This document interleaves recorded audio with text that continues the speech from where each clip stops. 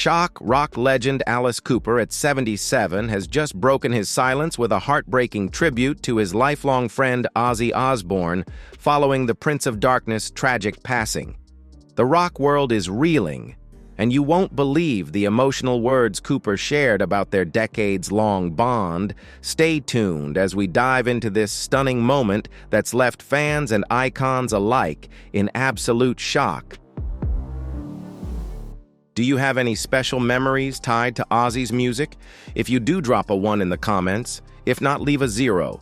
Now let's get into the video, and don't forget to hit like, subscribe, and ring that bell to support the channel.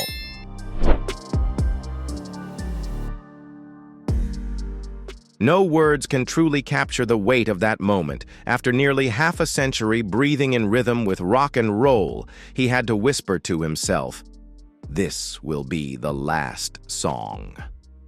That solitary thought felt like a dagger plunged deep into his heart. It didn't just drain him physically, it burned away the final sparks of his soul.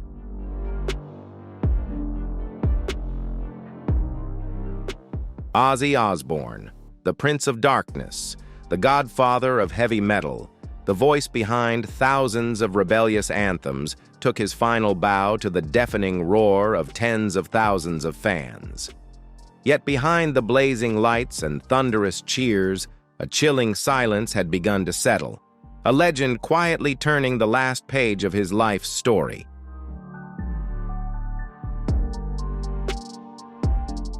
While many artists still chase the spotlight, Ozzy chose to step away in silence. Alice Cooper, his friend, his longtime comrade, was just steps from the stage when the news hit like a thunderbolt. Ozzy's not well. The emotion was so overwhelming it felt as if time stood still. What followed brought even the toughest souls to tears.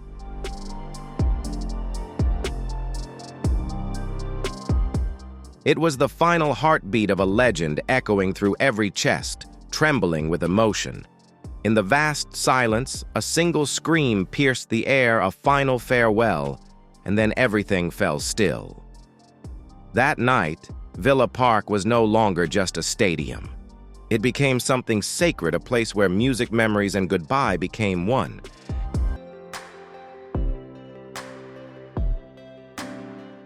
Just over 2 weeks before his passing, Ozzy stepped into the spotlight one last time, not as a patient, and certainly not as a fading star, but as a giant, blazing as he always had.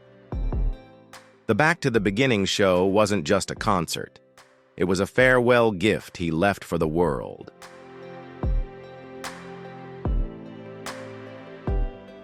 "40,000 people packed the stadium that day.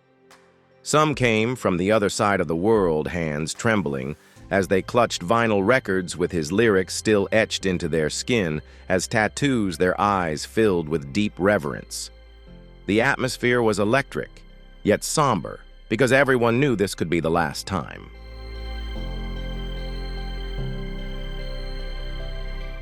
Backstage, Sharon Osbourne, his wife, his partner, his quiet commander, pulled off what once seemed impossible, orchestrating a Black Sabbath reunion after 20 years apart.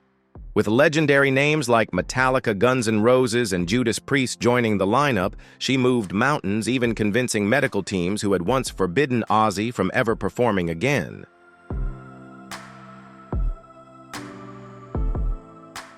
But love has never followed logic.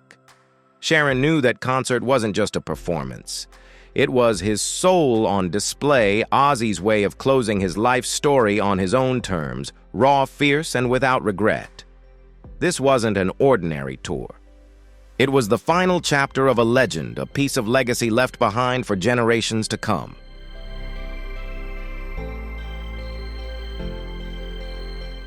When Ozzy opened with the choked words, "Mama, I'm coming home," his voice was raspy and worn, not perfect but unmistakably his.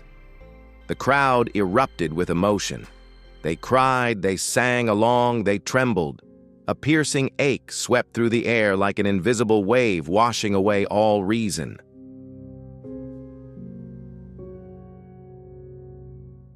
Next came "No More Tears," echoing like a prayer. And finally, Crazy Train, the anthem of rebellion gratitude, and unbreakable spirit. Every note was a farewell, every lyric a letter left behind for the world.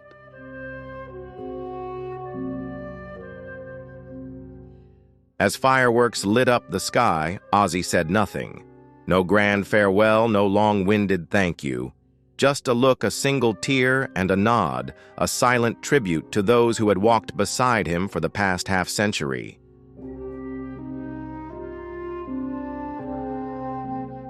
In that silent moment, he said it all. I've come home. I'm ready. And so the Prince of Darkness bowed one final time, not into silence, but into immortality. Across the sea of people, lighters were raised, not phones, but real flames, as if lighting his path to the other side with the fire he carried all his life.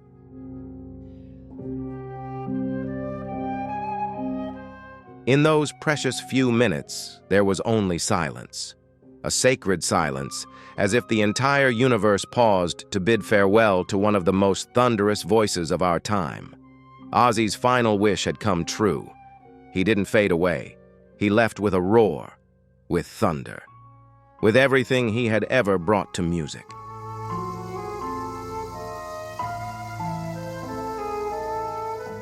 As the final cheers still lingered in the night sky, another raspy voice broke the silence.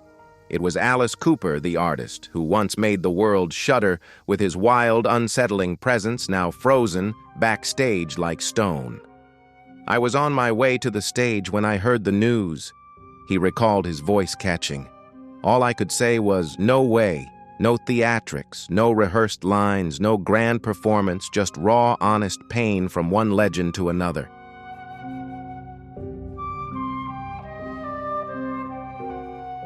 That night, Alice stood under the lights as if carrying the last piece of Ozzy in his heart. He didn't run from the pain, he turned it into strength. When his set ended, he didn't retreat from the stage. Instead, he stood tall, raised his hand, and spoke to the tearful crowd. Everyone join me in wishing Ozzy a good night.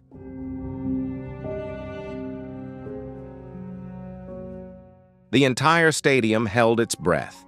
And then in a moment no one could script or control, thousands of voices erupted a thunderous chant. Ozzy, Ozzy, no rehearsal, no cue, just the primal reflex of grief, searching for release. A cry from the collective heart for a man who lived and died with music in his soul.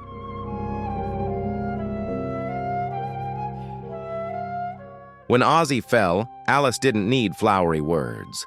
Because how do you describe the loss of someone who helped define an entire genre of music, someone who sang the soundtrack to an era of chaos? He sang beautifully. Alice thought quietly about that final show. No straining, no pretending, he just did it. Just like he always did.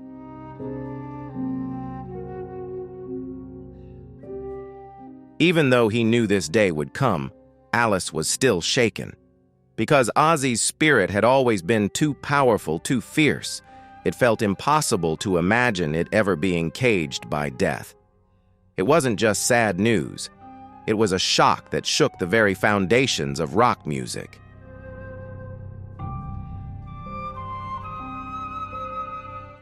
Now the voice that once echoed across stages worldwide has fallen silent.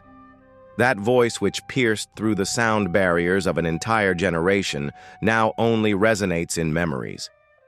Ozzy is no longer here, but the music has never disappeared.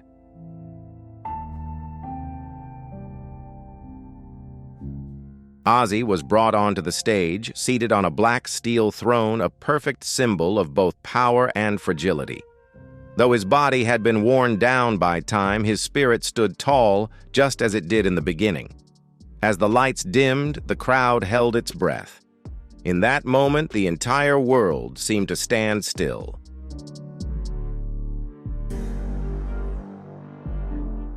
Backstage, Sharon Osbourne, the woman who had walked through every high and low with him, stood in tears.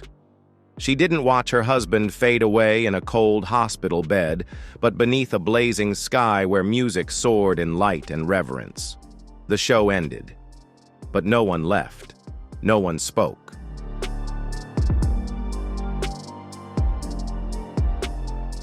For decades, these two men walked together through the shadows of rock and roll, not as buddies who texted every night, not the kind of friends who'd call to ask, "Hey, is Ozzy up yet?" Their bond went beyond conventional friendship. It was a deep respect forged in fire, the fire of the stage of chaos of true unrelenting rock.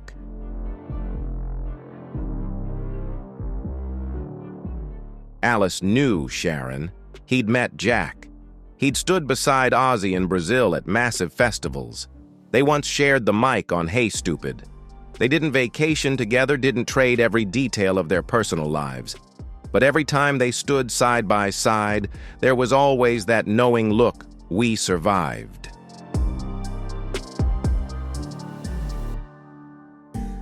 Beneath the blinding lights and the wailing guitars that cried like mourning voices, Alice wasn't just performing.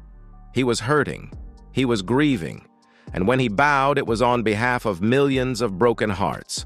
No long speech, no crowd-pleasing thank you. Just one name, Ozzy, and a thunderous wave of sound that echoed like a storm, reminding the world that he wasn't just a man. He was a phenomenon, a revolution.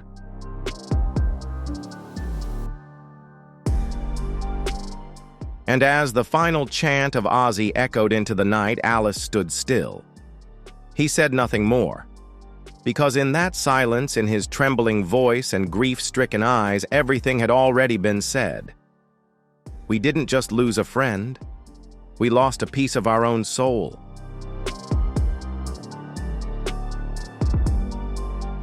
Alice had never called Ozzy her close friend.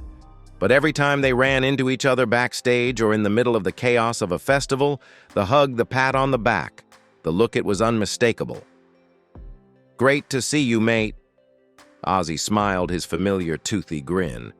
And Alice nodded an unspoken affirmation, "We're still here, still breathing, still ourselves."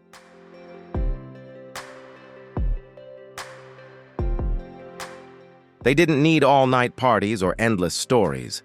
Just a glance, a simple greeting, and that was enough. Between them lay a silent pact. Between two men who had walked through hell, survived, and still sang as if tomorrow would never come.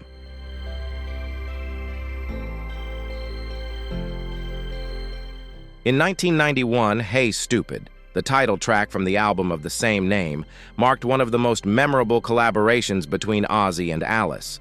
Two distinctive voices, one raspy and sharp like molten metal, the other fierce like a punch to the face, blended together, creating music that was not just entertainment. It was the roar of those who had faced addiction, pain, a ruthless industry, and their own personal demons.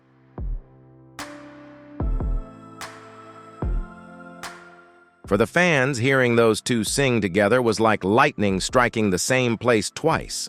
Unbelievable, irreplaceable, unforgettable. But their connection wasn't confined to the studio.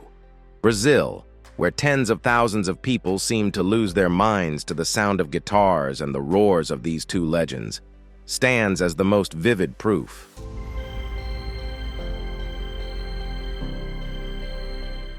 They didn't live the same life, but they lived through the same battlefield. They once shared drummers, bass players, and guitarists, as if swapping baseball cards. That's rock and roll, a chaotic art form where any connection is possible and nothing is forever, except the music.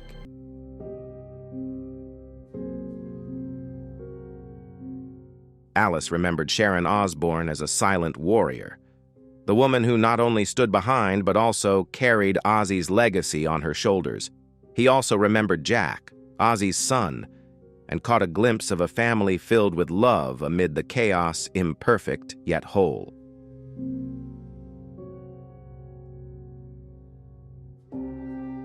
Amid the laughter and the stories, now there's only a deafening silence. The kind of silence no sound can fill. Alice admits, though, they weren't close in the usual sense. This loss hit like a punch to the chest. No time to brace, no time to breathe.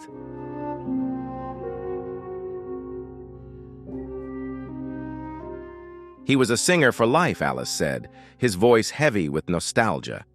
Not a singer for money, not for fame. A singer because silence was more painful than any wound. A singer because without singing they would vanish. That was Ozzy. And Alice, too. Two madmen who chose rock and roll over safety. Chose a lifestyle that pushed them to the edge but made them immortal. Now one of them sings alone. But the song remains, echoing louder than ever.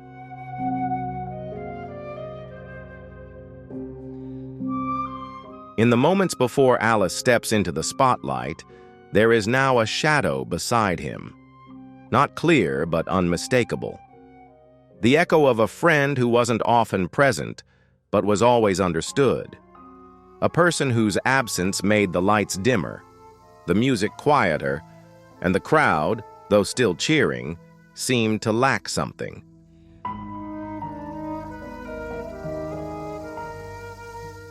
Their friendship didn't need promises or scheduled meetings. It lived in the glance and the respect in Ozzy's wide grin when he said, "Great to see you again."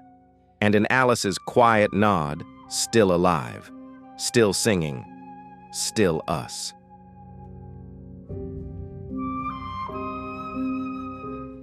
When they happened to run into each other backstage or simply stood side by side amidst the bustle of an event, the warmth in their greetings was unmistakable. "Great to see you, mate," Ozzy would say, his smile as bright as ever.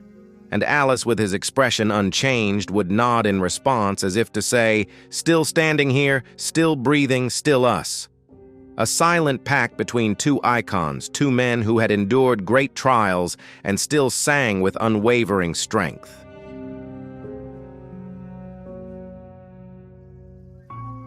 However, now that voice is gone. Their artistic paths often intertwined in unforgettable moments. One of the most memorable was when Ozzy joined Alice on the track "Hey Stupid" in 1991. This wasn't just a song, but a cry from men who had faced addiction, the music industry, and inner battles. Together, they blended their voices, creating a rock anthem filled with urgency and defiance.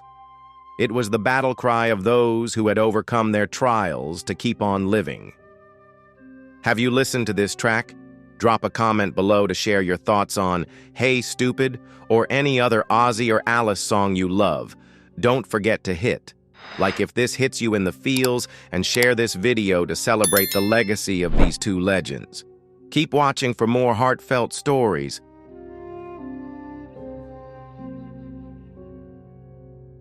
But the power of this music goes beyond the melodies. It's the unbreakable bond between Ozzy and Alice, a powerful connection that was clearly evident in their performances in Brazil.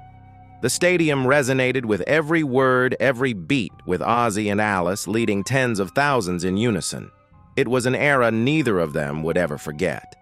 They may not have lived together, but they shared the same musical battlefield, fighting side by side to bring their songs to the fans.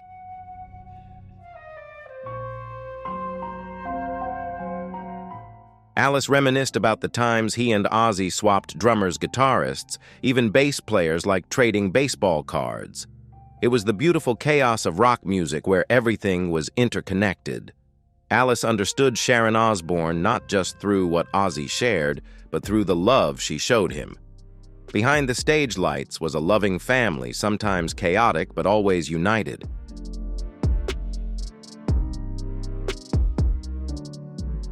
However, now, as everything has settled, there remains a silence that is almost painful.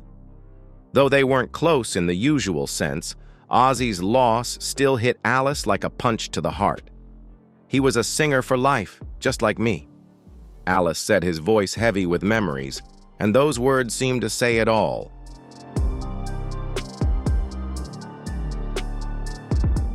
A singer for life isn't driven by fame or money. It's someone who lives for the music, standing firm amidst life's harshest challenges. Whether it's addiction, loss, betrayal, or illness, that person rises every night to sing. Ozzy was like that. Alice is too. They chose music over everything, and in doing so became immortal. Now one of them sings alone.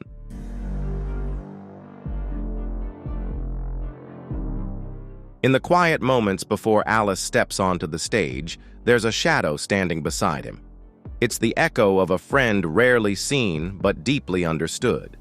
The kind of friend whose absence dims the stage lights, silences the guitar, and makes the crowd feel just a little emptier. But in the end, their connection wasn't about permanence. It was about truth forged through shared battles, shared moments, and the raw realities that few truly understand. Only those who live a lifetime know what it takes to stand firm, to scream into the void.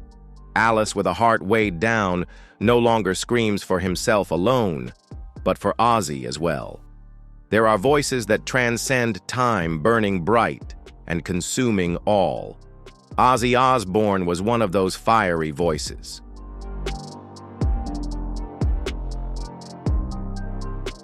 Talking about Ozzy's legacy isn't just recounting milestones. It's stepping into the storm of rebellion, resilience, and an unrelenting sound. His story began far from the stage or fame. John Michael Osbourne, born on December 3, 1948 in Aston, Birmingham, was the fourth child in a poor family living in a working-class town. The boy grew up amidst the noise of industry and the weight of poverty, but in all of that, something wild stirred within him. Music was his only escape. It wasn't polished or beautiful, but raw and gritty, like a scream unheard by the world around him.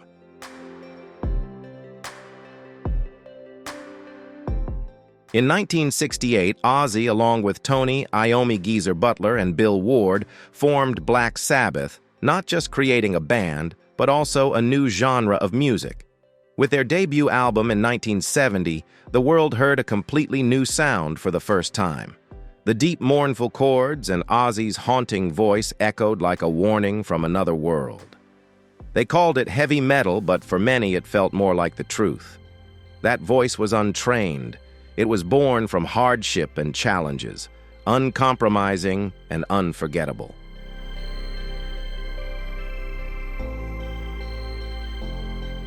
However, Ozzy's journey wasn't paved with platinum alone. Fame came quickly, but so did its demons. By the late 70s, Ozzy was fired from Black Sabbath due to substance abuse. Many believed his career was over, but Ozzy came back stronger than ever. Alongside Sharon, his wife and manager, Ozzy launched his challenging solo career and continued to shape his legendary status. Songs like Crazy Train, Mr. Crowley, No More Tears, and Mama, I'm Coming Home weren't just music. They were indelible marks in the history of rock.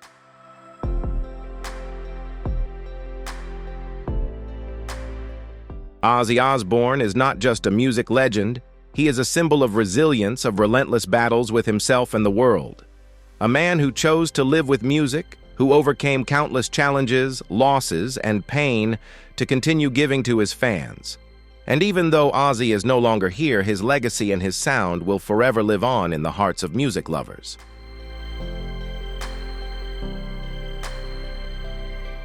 They were battle cries, powerful, yet fragile screams reaching into the rawest parts of the listener's soul through generations. Ozzy's voice wasn't just fierce, it touched upon vulnerability, creating a presence on stage that was indispensable, full of surprises, explosive and sometimes excessive, but never fake. Behind the dramatic performances, the moments that sent chills down your spine, was a true artist, pouring every ounce of his being into each moment. Every scream, every stumble, every encore was genuine and filled with emotion.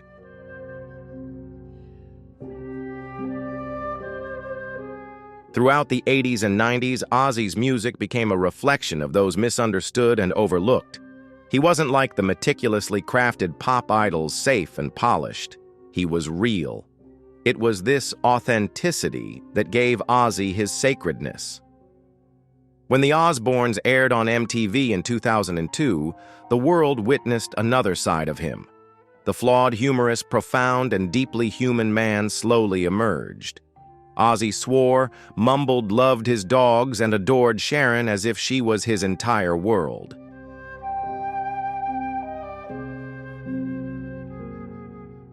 Ozzy has struggled with tremors and memory loss, but even so, he remains a resilient figure. Even in the quiet moments of the show when he fumbled with the remote or mumbled to himself, fans saw reflections of themselves or their aging loved ones still holding on to their identity with unwavering strength despite the passage of time.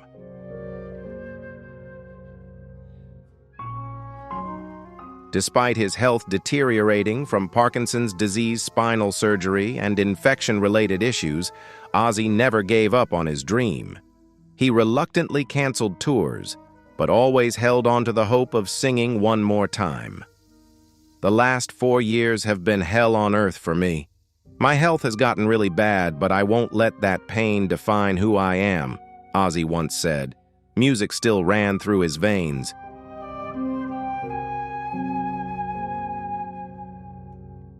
Even though his body betrayed him, Ozzy's performances were not just expressions of music, they were his purpose in life. They were a challenge, a fight against the inevitable with every chorus, every stage light. Ozzy didn't cling to youth or perfection, he clung to the truth of who he was. The scars on his body were like marks of metal, indelible imprints of a life filled with storms. Ozzy didn't shy away from madness. He harnessed it and turned it into strength.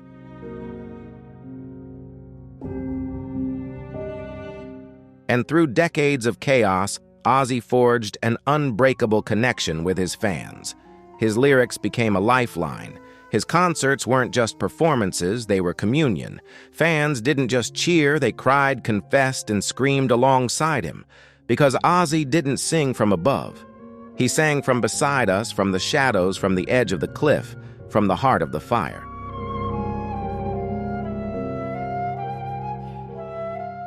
And even in the final days of his life, Ozzy never spoke of regret.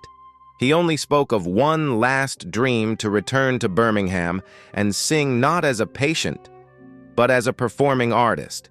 That dream became a reality despite every obstacle through tears, resilience, and unyielding willpower. Ozzy didn't let death take away his microphone, and with it the final echo of everything he had fought for. Ozzy's legacy isn't found in gold records or magazine covers.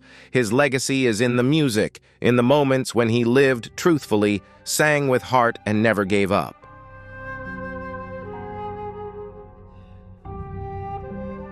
In every scream, the teenager found comfort. In every outcast, they saw themselves through his madness. Ozzy's voice traveled through the darkest corners, reaching the most hidden places in the hearts of listeners. He wasn't just the Prince of Darkness, but a beacon for those lost along the way, a storm that never passed, a fire that never burned out. And though that voice may no longer echo on stage, it lives on in every note Ozzy left behind.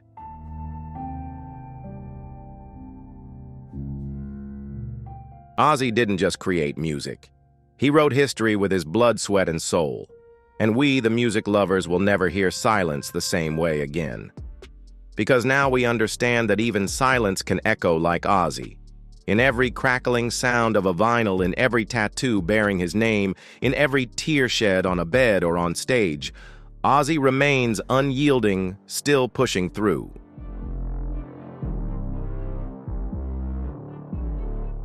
Ozzy's story isn't about perfection, it's about perseverance. It's a journey of overcoming despair to bring forth the hidden light within the distortions of life. When the final curtain falls, it's not a goodbye, but a promise that somewhere in the silence between the stops or in the wail of a guitar at midnight, Ozzy Osbourne is still singing.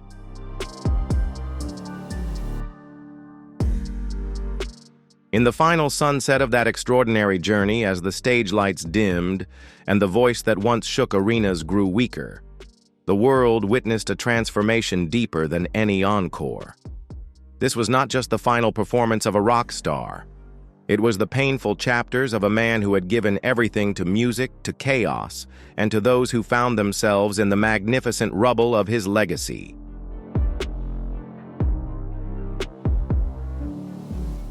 At the age of 70, Ozzy's body was no longer an instrument but a battlefield.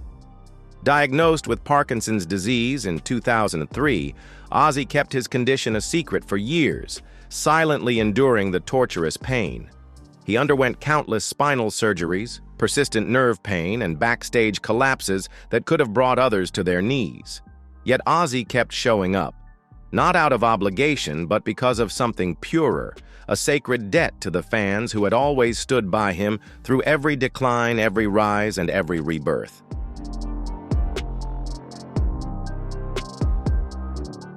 Ozzy's final act of rebellion didn't unfold in the thunderous roar of arenas, but in the fragile stillness of vulnerability. In his final creative phase, Ozzy recorded Patient Number 9, an album born not from ambition, but from desperation. It was a final confession compressed into sound. Every lyric bled like a farewell. Every riff was a heartbeat challenging the silence that surrounded him.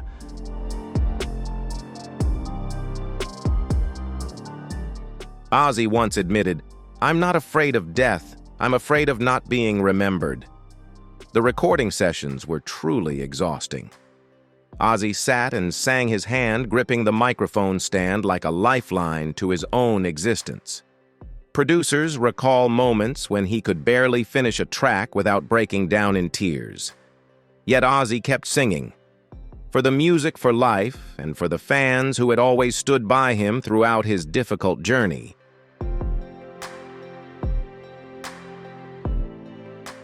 Ozzy never saw music as a job. For him, it was an exorcism, a battle against everything dark, wild, and thoroughly human.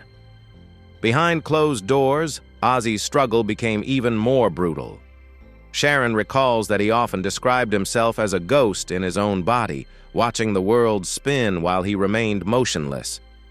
Yet every morning, Ozzy still made an effort to reach for purpose, driven by a memory, a melody, or simply the sound of his children's laughter echoing through the hallways.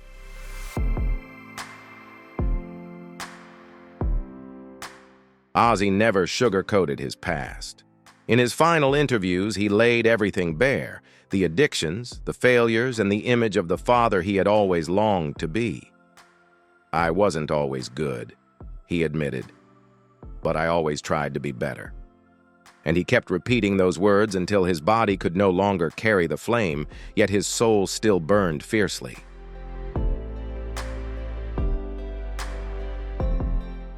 As his time grew shorter and hospital visits more frequent, family became his steadfast anchor. Jack Kelly and Amy read him letters from fans filled with stories of survival and gratitude. Sharon never left his side. Her voice was the last thing he heard each night, whispering truths meant only for them. And then silence.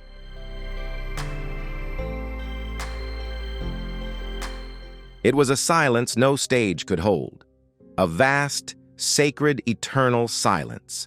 When Ozzy Osbourne passed, the world didn't just lose a musician, it lost a force of nature. An unyielding flame that burned through generations, lighting the way for the misfits, the rebels, and the broken-hearted.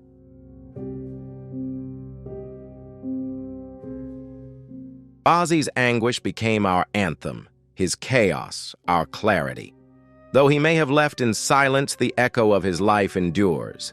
In every searing guitar solo, in every misfit finding themselves in his gravelly lyrics, in every soul daring to rise again, Ozzy lives on. That is his legacy, a deathless roar of an unyielding spirit.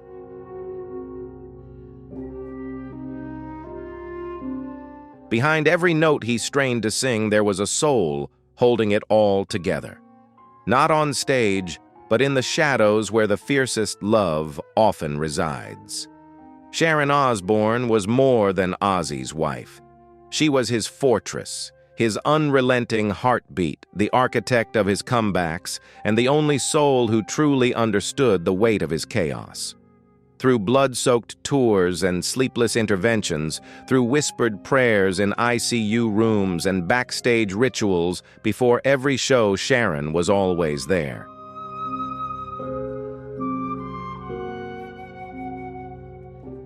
Ozzy was fire and thunder, but Sharon was rock and resolve. Now the stage is hers, and the final curtain call rests in her hands. This time she's not orchestrating a comeback, but a farewell worthy of legend. Sharon hasn't announced it, not to the press, not even to their children, Because it's a private goodbye meant for those who walked every step with Ozzy, who lived through his pain and his glory.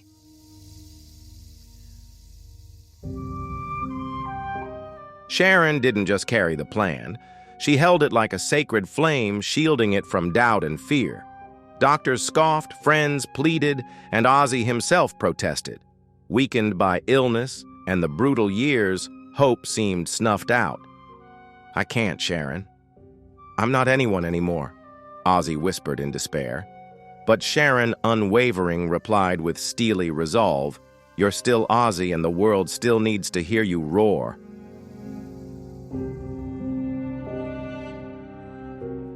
Behind closed doors and in the quiet of night, Sharon began rallying her forces. She coordinated medical procedures, battled countless legal clauses, secured venues, and demanded impossible concessions, all for one immortal night. The cost was more than personal. This wasn't for fame or closure, but to let Ozzy end his story on his terms, not on a stretcher, but before those who'd cheered him across generations.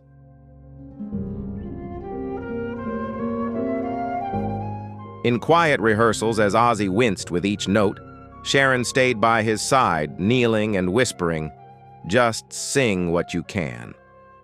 As his lungs faltered, she stood firm in the silence between words, knowing those moments were the music. When his hands couldn't grip the mic, she held them, holding faith that had carried them both. Sharon didn't just manage logistics, she battled time itself. She made midnight calls, rallied musicians indebted to Ozzy, and chose stage lighting that wouldn't dim his fragile eyes.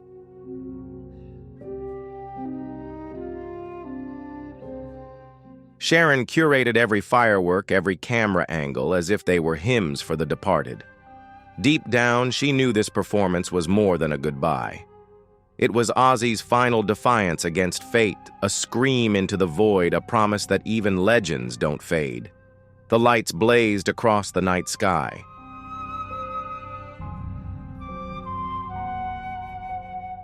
When everything was set, when the final signature was inked and the last note rehearsed, Sharon walked into the living room clutching the concert blueprint. She didn't cry or plead. She simply laid it before Ozzy and said, "July 5th, your stage, your city, your name in lights. One last time."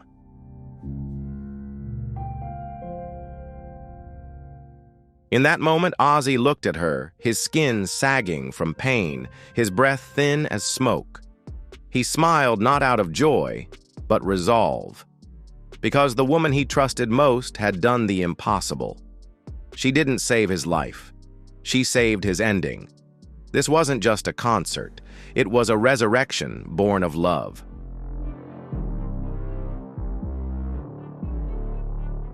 A moment so pure and fierce that the world won't remember how he died, but how she ensured he lived until the final note. As the curtain falls closing, a life forged in fire, rebellion, and relentless sound, we're not left in silence, but in echoes. Echoes of a voice that roared from the depths of darkness and pain, transforming into an anthem of hope, survival, and love. Ozzy Osbourne wasn't just a rock star, he was a cultural shift, a sonic earthquake that reshaped the very ground beneath our feet.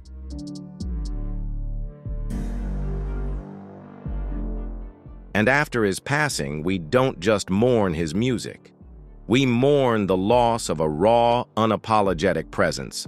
Ozzy came into our lives in a way that gave us all permission to be a little broken, a little loud, and fiercely alive. Alice Cooper's voice, the first to break the silence, didn't come from celebrity obligation. It came from the gut, from a survivor witnessing the departure of a friend, a legend.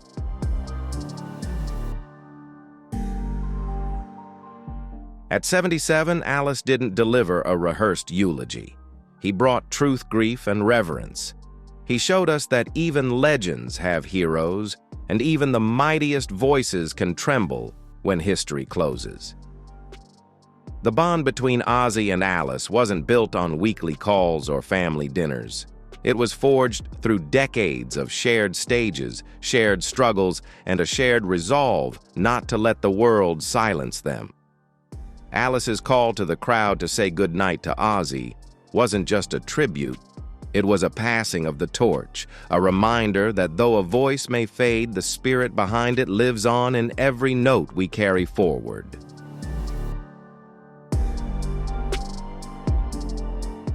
Ozzy's final performance wasn't about grandeur. It was about resilience. Every note he sang in the concert's closing was a battle cry against the inevitable. His voice, though faded, still carried meaning. He didn't want pity. He didn't want tears. He wanted to roar to stand before his fans one last time, not as a patient, but as a legend refusing to go quietly.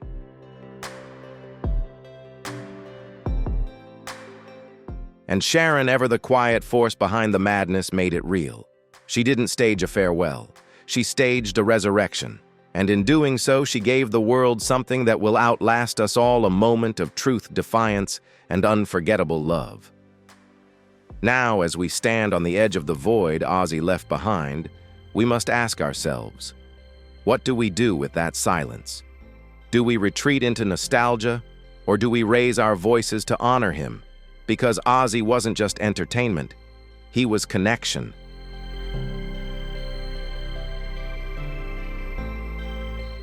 Ozzy brought sanctuary to the strange, the wounded, the misunderstood. He showed us that even in madness there's magic. Even in chaos, there's creation. And even in the darkest corners of the soul, there's music waiting to be unleashed. This isn't just the end of Ozzy's story, it's the beginning of his legend.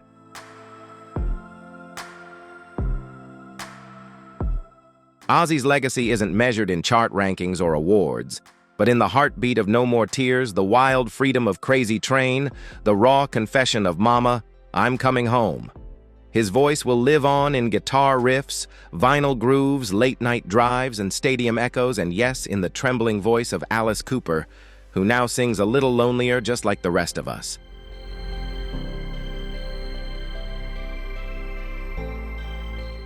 So, if Ozzy ever lit a fire in your soul, if his lyrics ever pieced you back together when the world tried to tear you apart, honor him now. Like, share his story, leave a comment, and tell us what his music meant to you. Because Ozzy didn't go quietly. He went out roaring. And now it's our turn to make sure the world keeps listening. Rest in peace, Ozzy Osbourne. The lights may dim, but your fire will never fade.